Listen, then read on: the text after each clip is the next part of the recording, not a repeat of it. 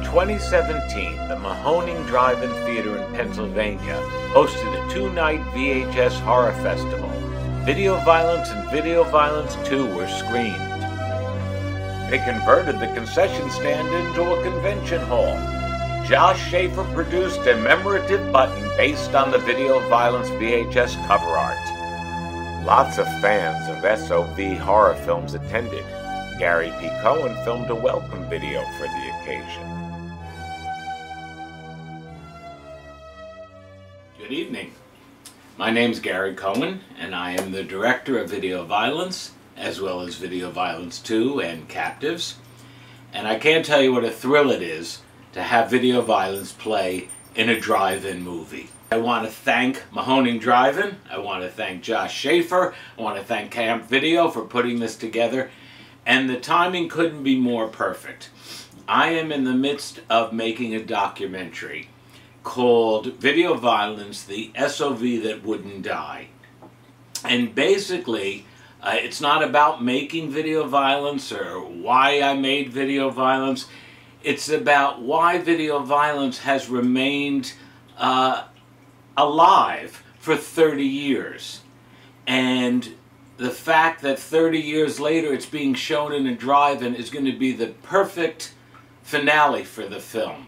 Every couple of weeks, it seems, I get a text message or an email, or someone messages me through Facebook to tell me that they're a fan of video violence, that I influenced them in some way, how much they love the movies, and it just knocks me out. For this to still be kicking after 30 years is quite something, and it's because of you folks, because of the fans. So, look for Video Violence, the SOV That Wouldn't Die, on Facebook or YouTube or somewhere in the next coming months, or Josh will put it out on DVD. But most important, thank you for supporting the film, and have a great time watching it on the big drive-in screen and the tiny little speakers. Thanks. I've probably seen the movie over 10 times. It's a classic. I find new things to admire each time. So like, at first I was just like, wow, this gore and like this special effects are really good. But when you break down to like the storyline and the character choice, like all the actors fit everything perfectly. Nothing seems out of place. The sequel is almost better than the original because they did something different that not a lot of horror movies did. He took it and had the same characters and everything, and instead of just making another movie exactly same like the original, he changed the format of it, which I think with video violence, when it's about cheap thrills and like getting your fix kind of with the genre, he took it and just amped it up to another level. It's funny because like you always hear about video violence, you know what I mean? Like you're flipping through horror magazines, your own websites, and it always comes up. And the shot on video family is like one of the great ones. And that's the reason I came here tonight. Actually, is a big part of it is the double feature of video violence. I was actually really excited to see it, you know, because it's one of those infamous ones. You know? So and I loved it, honestly. I thought it was fantastic. Just I love the cold opening. I love the characters. Like I came in with fairly low expectations, and it kind of blew me away, honestly. I think video violence is probably should be required viewing, I think, for anyone who really wants an understanding of what shot on video really means. You know, I think that's a term that's thrown around a lot, like a shot on video movie. And I think that video violence is almost the quintessential shot on video movie, as far as like from a standpoint of, you know, if you want to learn something about what a shot on video movie looks like and feels like, and especially when that terminology is thrown around, I think video violence is a perfect example of that. Right. Yeah, video violence, it was amazing, man. I mean, I've seen it a bunch of times, but it never gets old. I mean, every time you watch it, it just gets better and better and better. I mean, everything they do in it is just amazing. And for what they had and what they've done with it, it's just incredible. It's a great film. The year was 1987.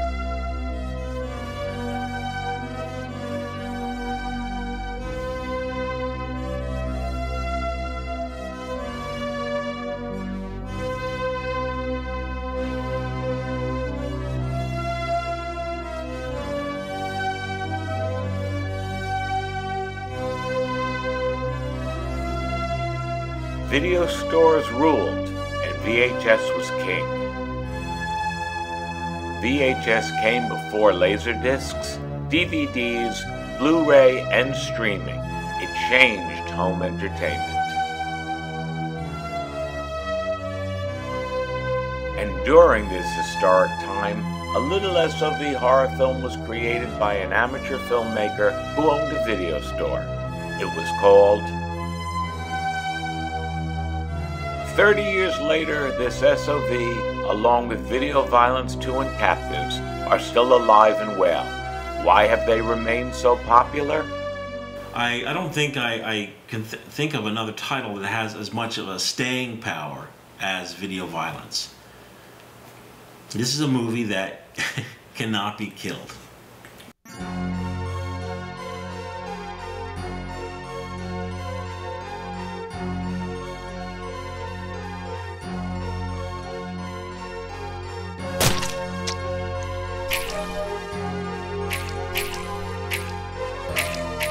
Video Violence, the first 30 years in 3.5 minutes. 1987.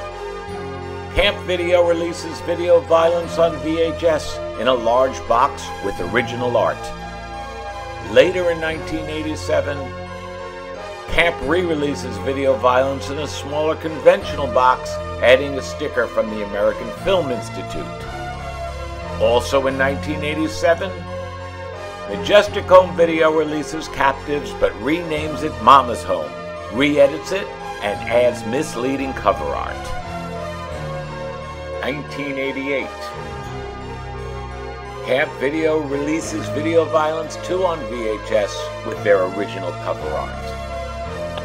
1995. Killing for Culture is published, a scholarly book with a section on video violence.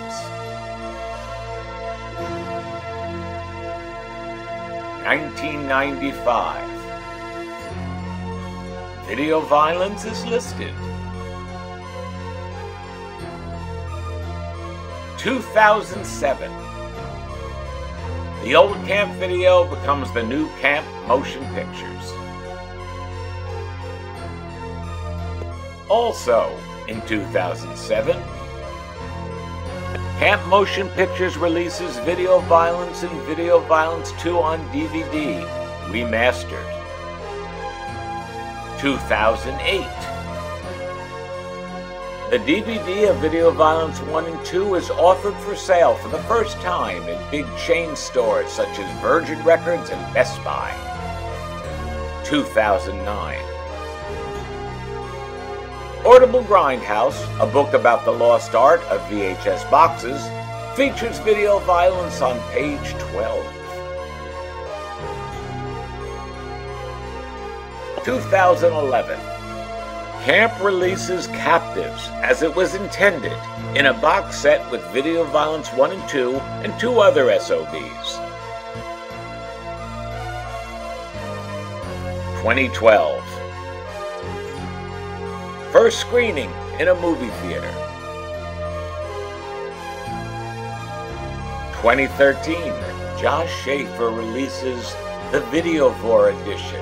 Both films on 2 red VHS tapes with the DVD of Video Violence Redux, the director's cut, a t-shirt, a poster, and a video studio membership card. And throughout the years, Video Violence has been sold and shown at horror conventions. Video Violence has had many screenings in boutique movie theaters, including one in a basement. And most recently, both films can be streamed on Amazon and on Shudder, an internet horror channel. And coming in 2017 on red vinyl, the original soundtrack LP, the 2007 restoration. So back in the early 2000s, not too early, probably around 2003, 2004, I get a call at my office from Gary Cohen, who says, "Hey, I'm Gary Cohen and I directed Video Violence, Video Violence 2, and Captives, would you be interested in putting these films out? So Gary Cohen visited my office, pitched the idea of just giving me these films with the request of any merchandise that comes out. Can I please get a copy on DVD? If there's a poster, I'd like a poster. Whatever there is, I need a copy of it. I said, great. He brought boxes over, and they were huge boxes. These are big boxes with big, beefy tapes. I'm talking about, like, you know, crazy size tapes that, you know, in today's day and age, you wouldn't know what to think. Gary brought these huge boxes into my office, and I remember exactly where I put them. I put them in a phone room. It's where like a fax machine was and all the phone lines, and they sat to the point where they collected dust. I mean, they sat and they sat and they sat. Eventually, I hired a young man named Joseph Kolbeck, and this was a kid who lived for crazy cult movies. Boy, do I have a project for you. And we went into that phone room, dusted off those boxes, and we started inventorying what we had. Camera original tapes. These are the tapes that Gary shot on set that were eventually edited down to a final master. We can go back to Gary's camera original tapes and encode those and then reassemble the entire movie from scratch, using that crappy VHS just as a template, as a model of what the film was supposed to be. So we had to transfer the 3/4 inch footage to mini DV, and then from mini DV it had to be imported into the system. Actually cutting the project was a very primitive process. There was no time code, so I had to locate the footage manually, and then I had to match frame just by eye. I had an edited source coming from, you know, one of the tape sources that were available, a finished master, and I had to look at the raw footage, go through the raw footage, and I had to find the exact frame, match that frame up with what Gary had cut, and then I had to thread it along and then cut where Gary had cut, and I had to do this for literally every shot. It was a tedious process, and in the case of Video Violence 2, it was discouraging because much of the footage is no longer extant. But it took a really long time, and when we were done, we had the movie like it's never been seen before. So if you see Video Violence on Amazon streaming or on DVD today, that is the best quality that it has ever been. We're here to review Video Violence 1 and 2. Video Violence 1 and 2 is about a crazy town that enjoys slasher films so much that they decided to make their own. Now boys, how do you like Video Violence? I liked the 80s nostalgic feel it had. Absolutely. Video Violence 1. Young couple trying to make it in this crazy town of, I believe, Jersey. They're going through life, and all of a sudden, a video comes to their door. It was a murder of a postmaster. And before you know it, little Ricky, the video store clerk, is murdered. And the owner of a store is unraveling a murder that goes all the way to the sheriff's office. Probably one of the classiest of classiest sheriffs I've ever seen, and very stereotypical to the knee slap and yeehaw Texas sheriff. And don't forget the hat. We'll never forget the hat. Probably one of the most exciting highlights throughout this entire series of both Video Violence 1 and 2 is the Howard and Eli show. Here's Eli! Good evening, ladies and gentlemen, and welcome to the Eli Show, brought to you from our basement collection. Good, good. You look real good, Eli. Thanks, Howard. The two of them clearly made video violence. In the first one, we see them as these, like, underground killers, and we don't know much about them, and they just want to record snuff. And when they do it, it's epic in every single way possible, on screen, really cool practical effects. But the second one takes it to a whole new extreme, where they're a talk show and on cable television of all things. And that's where the humor comes in. Let's not forget the epic soundtrack. It was all over the place, but it was awesome. The amount of videos in this movie was insane. They had thousands on shelves all over the store. Don't be ridiculous. They had hundreds. But you're not here for the videos. You're here for the violence! Well, Trav, the first video violence had a nice story, some solid character development, and we got introduced to Eli and Howard, who are awesome. So I'm gonna give Video Violence 1 3 pounds of hand out of 5. Now for Video Violence 2, we got to see 2 of my favorite characters from the first movie. I really appreciated Eli and Howard. They also had a lot more gore in it, and that's a-okay with me. So I'm giving Video Violence 2 4 fake-out face-offs out of 5. Thanks, Jay. The first film, it had the killing. It didn't have as much as we would have liked, but, you know, it was gorier than I actually thought it was going to be, and at the time, I'm sure it was pretty disturbing. The characters played their parts well. There was a good mystery to be solved, and Eli and Howard, they inspire us. So I'm going to give Video Violence 1 3 head soups out of 5. Now, Video Violence 2, they up their game. It gets bloodier. It gets funnier. So I'm going to give Video Violence 2 3 doing J's out of 5. Video Violence 1.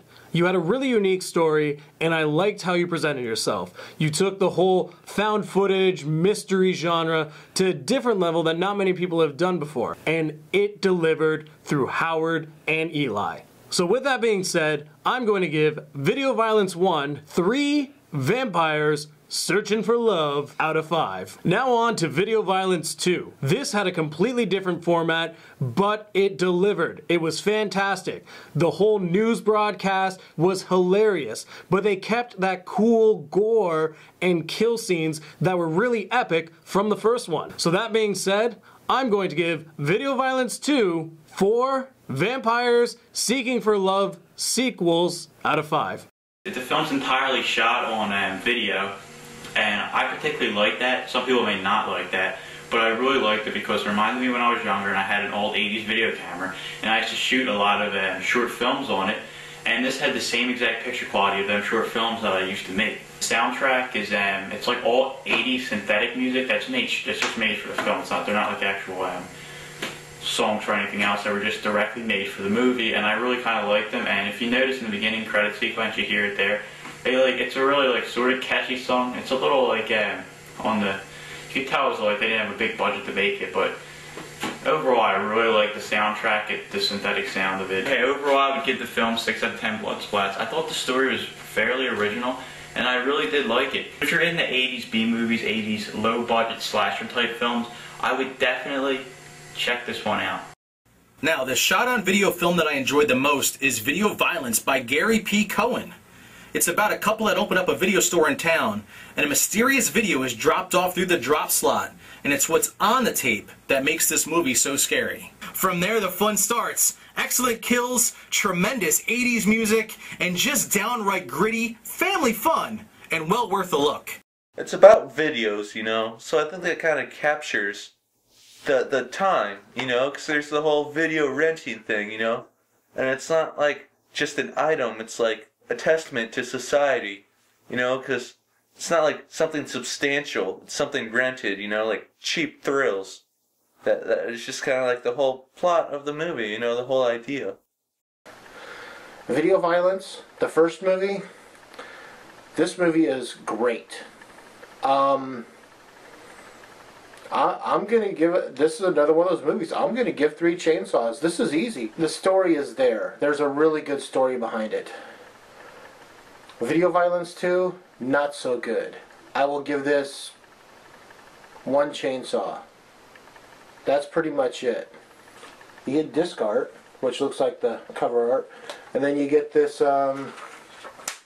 again, with Cam Motion Pictures, they give you like a little 2 or 3 page booklet. You know.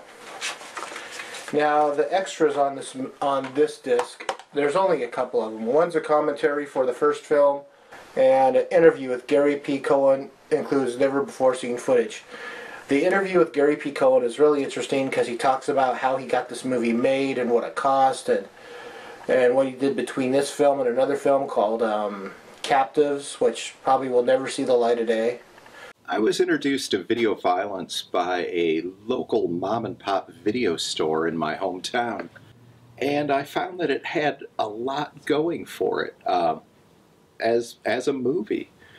So much more than a lot of other shot-on-video horror flicks at the time. Even that opening scene builds a fair amount of suspense. There's some nice long zooms, you know, thinking of it from a videographer, I guess. And some really nice little attention to detail. When he grabs the bat while the girl is in the changing room, he's holding it just right so that you can read that it says Thumper on it. There was kind of a fair amount of humor hidden in Video Violence. It wasn't just a simple gore movie. It actually had a story, and that story sucked you in, and you were there till the end. Video Violence was an incredibly clever idea when you think about it. It's basically setting a gory movie in the setting of a video store where a lot of the patrons rent gory movies. Basically, Video Violence itself would end up on the shelves of an independent video store, being a gory movie for people who love to rent gory movies. It's almost self-fulfilling prophecy that it would be as successful as it's been. I remember going to a horror convention and running into William Butler from Friday the 13th Part 7 and Texas Chainsaw Massacre 3. At the time I was wearing my Video Violence t-shirt, and while we were talking he looks at it and asks, "You've seen Video Violence?" And after I told him yeah, we got into a whole conversation, and he's seen the film, he loves it, and he told me that he was really happy that a lot of younger audiences are watching these films and appreciating them for what they are. My favorite scene in Video Violence by far has to be the scene in the video store with the mother and her child, and she brings up a tape to the counter and asks for the rating. The owner tells her rated R, and she asks, "Is that for any nudity?" And he doubts that there's any nudity and just assumes that it's all violence. And once she hears that, she says, "Okay, no problem, then my kids can watch it tonight." That scene always made me think of my youth because, for the most part, I can get away with watching movies with a lot of violence and gore, but if it included any nudity or sexual content of any sort, then I would immediately be restricted from watching it. It always made me think of how normal body parts was taboo, but watching heads getting cut off and bodies being blown up was okay to watch for the most part. I just never understood that as a child. Captives, aka Mama's Home, has also been reviewed, but the reviewer did not see the film the director created. Majestic Home Video released the film with an out-of-sync soundtrack, poorly re-edited, and with subpar image quality. Hey guys, it's Paul once again. I'm finally going to review Mama's Home. Now, Mama's Home was released by Majestic Home Video. They only released maybe 4 or 5 movies and they just kind of vanished. Their videos are very hard to find. I've been wanting this one forever. It was on the top of my list, and it only popped up once on eBay in the past 4 or 5 years. Now, look at the artwork. The artwork is great. I love the artwork. It was one of the reasons why I wanted this video so much. The title, well, the original title is Captives, and it was directed by Gary P. Cohen, which we'll go into in a second. They retitled it Mama's Home, and they put some really gruesome artwork on here. Right on the top of the back of the box, it says, "Not a slasher film, but a study in psychological terror with a twist of irony." So, despite the very slasher-esque cover, the back is honest and says, well, we're not a slasher film per se. I just thought that was funny. One of the few boxes that said, okay, so we kind of lied to you on the front. We're actually not a slasher movie. And it's not by any means. Even when Majestic Home Video redid the opening title sequence, they had made mistakes. I mean, it is so amateur. It's like they had one of those, back in the 80s you could buy a character generator for your VCR. Just hook it up to the VCR and you could record characters like titles on the screen, and that's pretty much what they did. And you could see mistakes. In the middle of the title shot, there's a, it says Mama's Home obviously, but if you look at the very bottom of the frame, you see Mama's Home again, as if that was a second option, a second font that they could have chosen. And they just kind of left it there. It looks stupid. It's on the very bottom. You can see it. You're supposed to hide that stuff. You're supposed to add some spaces so it's out of the frame. It's a real shame that Majestic Home Video really did butcher this movie. I mean, I would love to see a full version of this movie because I do think it could have some potential as a serious SOV movie. But try to find this movie. It's extremely rare, and if you find it, you're extremely lucky. Excerpts from some printed reviews of video violence. It's a great low-budget movie, surprisingly entertaining. 4 stars, horror gold. Please pick up this DVD. You'll love it. Video violence is one of the greatest horror movies ever. A must-own for horror buffs. And as of 3 years ago, the film had 4,709 views on YouTube.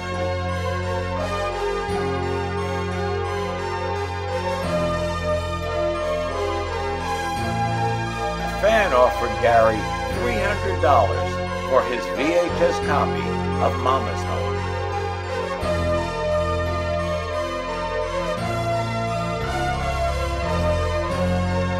Highest asking price yet on eBay, May 16th, 2017.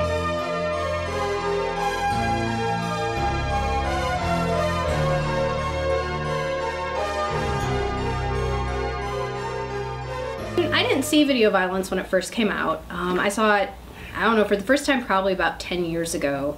And I mean, it really kind of holds a special place in my mind because on one hand you have like this incredibly gory, awesome violence, but then on the other hand it's kind of like tempered with this like really kind of dark and kind of quirky sense of humor. I mean, it's really awesome. And then like there's kind of like a nostalgia to it now because you can't just go into a mom and pop video store. Or like, can you even go into a video store at all anymore? Not here in Iowa. I think that Video Violence 2 and Captives have remained so popular with fans over the last 30 years because of a great nostalgia for the era in which these films were made, which is the VHS era. It's an amazing, awesome, cool movie, and the way it was shot was so amazing. Everything about it's amazing. Gary Cohen, the director, did an amazing job. He's a great director. I love his work.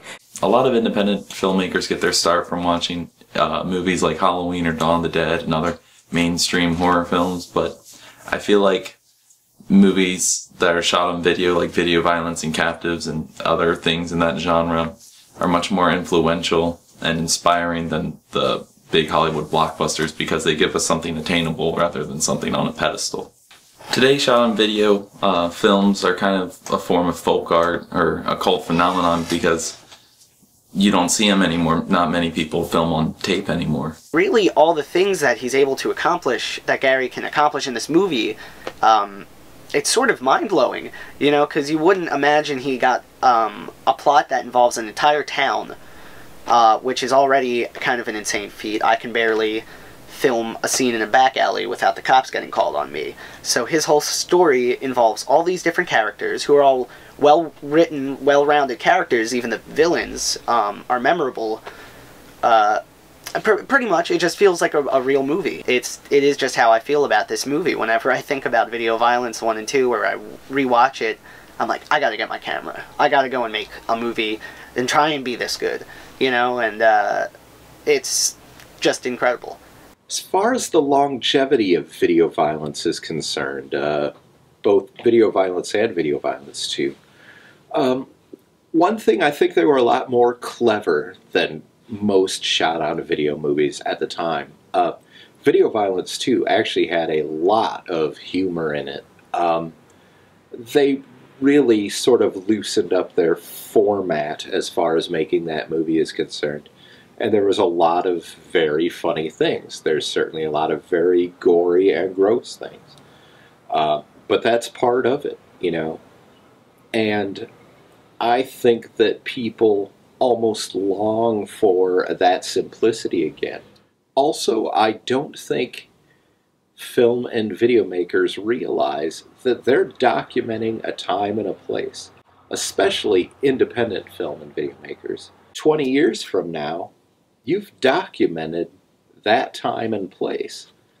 Video Violence 1 especially documents the video store of the late 80s. It's something that is missing today, and with the resurgence of interest in VHS, Video Violence stands on top of the mountain.